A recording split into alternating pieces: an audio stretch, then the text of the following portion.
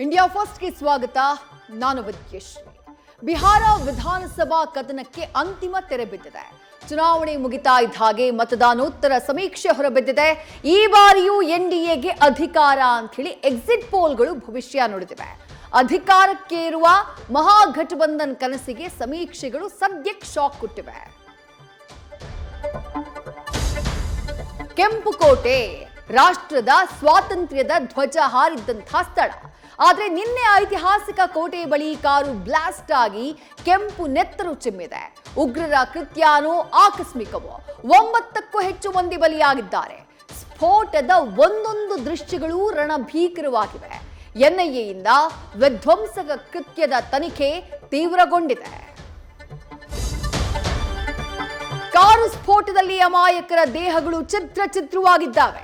ಅದನ್ನ ಕಂಡಂತಹ ಕುಟುಂಬಸ್ಥರ ಮನಸ್ಸು ಒಡೆದು ಹೋಗಿದೆ. ಮಡಿದವರ ಒಂದೊಂದು ಕಥೆ ಕೂಡ ಕುಟುಂಬಸ್ಥರ ಆಕ್ರಂದನದ ವ್ಯಥೆ ಹೇಳೋಕೆ ತೀರದಾಗಿದೆ.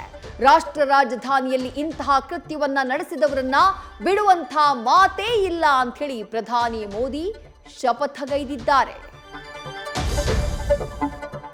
ದೆಹಲಿಯಲ್ಲಿ ಸ್ಫೋಟಕ್ಕೆ ಬಳಸಿದಂತಹ ಕಾರಿನ ಹಿಂದೆ ಕರಾಳ ಸತ್ಯಗಳು ಅಡಗಿವೆ.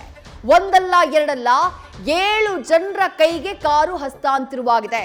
ಕಾರನ್ನ ಓಡಿಸ್ತಾ ಇದ್ದಂತಹ ಡಾಕ್ಟರ್ ಉಮರ್ ಜೊತೆ ವೈಟ್ ಕಾಲರ್ ಟೆರರ್ಗಳ ಲಿಂಕ್ ಪತ್ತೆಯಾಗಿದೆ.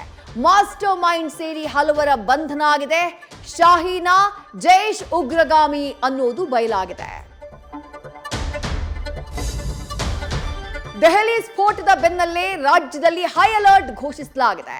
ಎಲ್ಲ ವಿಮಾನ ನಿಲ್ದಾಣಗಳಲ್ಲಿ ಭದ್ರತೆಯನ್ನ ಹೆಚ್ಚಿಸಲಾಗಿದೆ.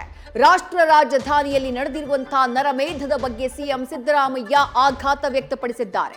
ಸೆಂಟ್ರಲ್ ಜೈಲಿನಲ್ಲಿ ಉಗ್ರರ ರಾಜಾತಿಥ್ಯ ಕಂಡು ಕೇಸರಿ ಕಿಡಿಕಾರಿದೆ.